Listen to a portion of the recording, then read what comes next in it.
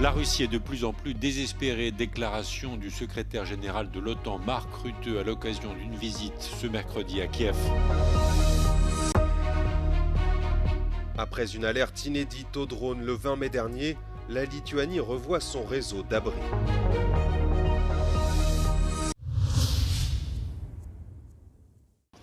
La Russie est de plus en plus désespérée face à l'Ukraine, qui continue de tenir bon, a déclaré le secrétaire général de l'OTAN, Mark Rutte, ce mercredi lors de sa visite surprise à Kiev.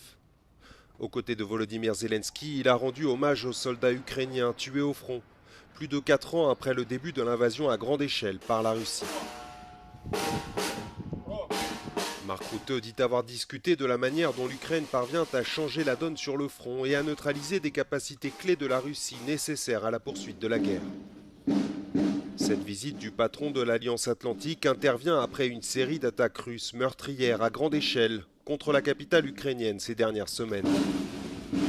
De son côté, Volodymyr Zelensky a lancé un nouvel appel aux alliés pour obtenir des livraisons plus importantes de munitions pour son système de défense antiaérienne, particulièrement de missiles patriotes américains, à même de faire face aux frappes de missiles balistiques russes.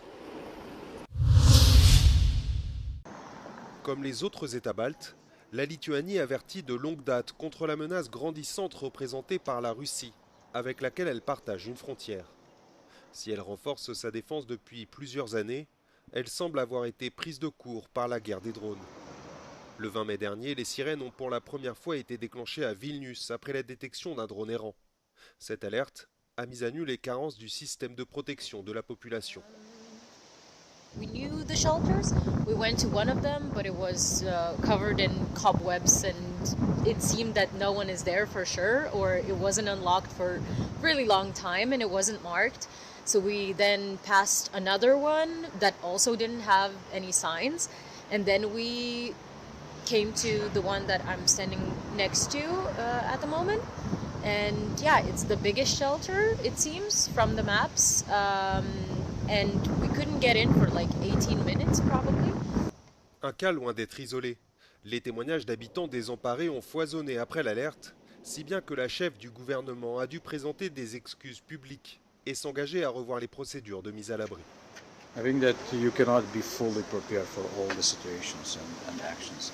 But what we tested and what we actually and how we reacted shows that we have a system. We have a knowledge, we have an infrastructure, but at the same time, there's still some gaps that we would like to fix. And I think that there was a good exercise for the government, for the institutions, for the businesses, and for the simple citizens who was participating. Objectif désormais, former davantage de citoyens à la gestion des situations d'urgence et construire ou aménager plus de lieux qui pourraient, en cas de besoin, servir d'abri.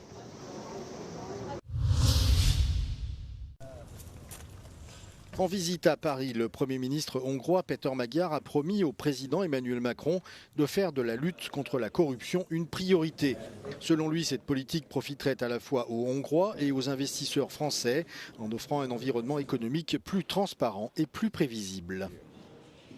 45 000 magyar honfitársunknak adnak munkát francia cégek, és Magyarország és a magyar emberek készek újraépíteni, megerősíteni a francia kapcsolatokat. Emmanuel Macron a également appelé à la relance de la coopération stratégique dans les domaines de la défense nationale, de l'industrie nucléaire et de l'agriculture. Le président français a déclaré qu'avec l'élection du nouveau gouvernement, une nouvelle ère avait commencé. Il a espéré que la Hongrie sera à nouveau un partenaire constructif au sein de l'UE, par exemple dans le soutien à l'Ukraine. Péter Magyar a invité le chef de l'État à la commémoration organisée à l'occasion du 70e anniversaire de la Révolution de 1956. Le Premier ministre tient également des entretiens à Paris avec les présidents du Sénat et de l'Assemblée nationale. Près d'1,3 million d'emplois dans toute l'Union européenne sont menacés en raison de la guerre au Moyen-Orient, a déclaré ce mercredi la commissaire européenne chargée de l'emploi, Roxana Minzatou. Les emplois dans les industries à forte intensité énergétique sont particulièrement menacés, a-t-elle précisé lors d'une conférence de presse. Let me also underline that increased energy costs will have a particular negative impact on lower income households in Europe. which is why we recommend that all member states take targeted measures so that they can support vulnerable groups. Le conflit qui oppose Israël et les États-Unis à l'Iran depuis février dernier a entraîné une flambée des prix de l'énergie. La guerre a également ralenti la croissance européenne et fait grimper l'inflation selon les dernières prévisions économiques. Roxana Minzatou a également affirmé que 77% des entreprises européennes indiquent que la pénurie de compétences reste un obstacle majeur à l'investissement. We cannot attract talents, we cannot reduce shortages, we cannot improve people's earnings without making sure we have good working conditions. La présidente de la Commission européenne, Ursula von der Leyen, a fait de la compétitivité l'une des principales priorités de son second mandat. La Bolivie traverse une crise politique et sociale majeure. À peine 6 mois après son arrivée au pouvoir, le gouvernement de Rodrigo Paz est fragilisé par la démission de plusieurs ministres, dont ceux de la Défense et de l'Éducation, qui ont claqué la porte ce mardi. Depuis plus d'un mois, le pays est secoué par d'importantes manifestations et une centaine de barrages routiers qui isolent notamment les villes de La Paz et de El Alto. La situation entraîne des pénuries de nourriture, de médicaments et de carburant, tandis que le mécontentement grandit face à la hausse du coût de la vie et à la suppression de certaines subventions. Élu avec le soutien affiché du président américain Donald Trump, Rodrigo Paz voit aujourd'hui l'optimisme des débuts céder la place à une profonde incertitude économique. Son gouvernement accuse par ailleurs l'ancien président Evo Morales d'encourager les manifestations depuis la clandestinité. Les forces de sécurité ont déjà procédé à plus d'une centaine d'arrestations et le gouvernement n'a d'ailleurs pas exclu de décréter l'état d'exception afin de recourir à l'armée pour contrôler les manifestations. Face à l'ampleur de la crise, l'opposition envisage de son côté de lancer une procédure de référendum révocatoire afin de remettre en question le maintien du président au pouvoir. C'est une controverse qui agite les Pays-Bas depuis plusieurs semaines.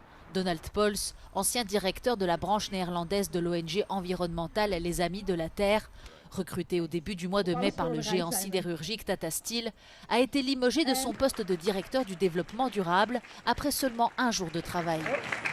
Un revirement qui survient après la publication d'une enquête du quotidien néerlandais NRC qui a révélé que Donald Pols avait été un membre d'un mouvement d'extrême droite pro-apartheid en Afrique du Sud dans les années 1980 et au début des années 1990. En 1991, il avait même participé à la perturbation d'une visite de Nelson Mandela à l'université de Pretoria. Des faits que le principal intéressé a reconnus. Il a ajouté que son comportement de l'époque était clairement répréhensible et qu'il assumait pleinement la responsabilité de ses actes. Donald Pols s'était auparavant fait remarquer pour son rôle de premier plan dans un procès très médiatisé que les Amis de la Terre avaient intenté contre le géant des énergies fossiles Shell, annulé en appel en 2025. Le jugement initial contre Shell, lui ordonnant de réduire ses émissions de gaz à effet de serre, était la première décision de ce type rendue contre une entreprise.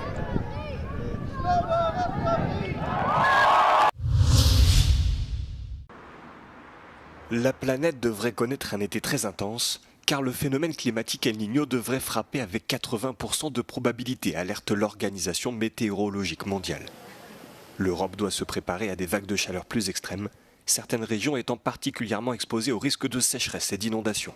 D'une manière générale, El Niño a pour conséquence sur la planète de causer un réchauffement, même s'il est temporaire. Or, très souvent, après un épisode El Niño, si on prend le dernier en 2023, l'année qui a suivi a été l'année la plus chaude jamais enregistrée, 2024. Et donc, de manière générale, les températures planétaires devraient être élevées. El Niño est un phénomène climatique naturel caractérisé par une température à la surface de la mer supérieure à la moyenne dans l'océan Pacifique. Ses effets sur la planète varient ensuite en fonction de son intensité, de sa durée et de la période de l'année où il se produit.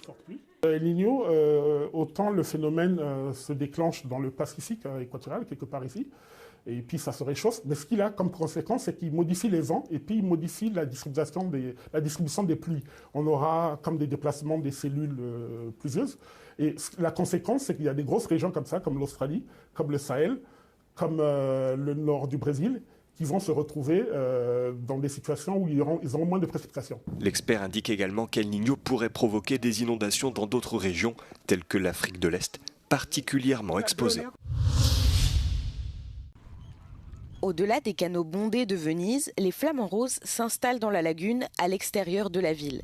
Au fil des décennies, cet écosystème fragile a été profondément altéré, surtout par les exigences des activités portuaires et industrielles. Mais les scientifiques et les associations environnementales qui œuvrent à la restauration de ces zones humides affirment qu'une forte augmentation du nombre de flamants roses pourrait être le signe que leurs efforts portent leurs fruits. In the past 20 years, the number of flamingos in the lagoon has increased very significantly, especially last year's numbers were the highest ever.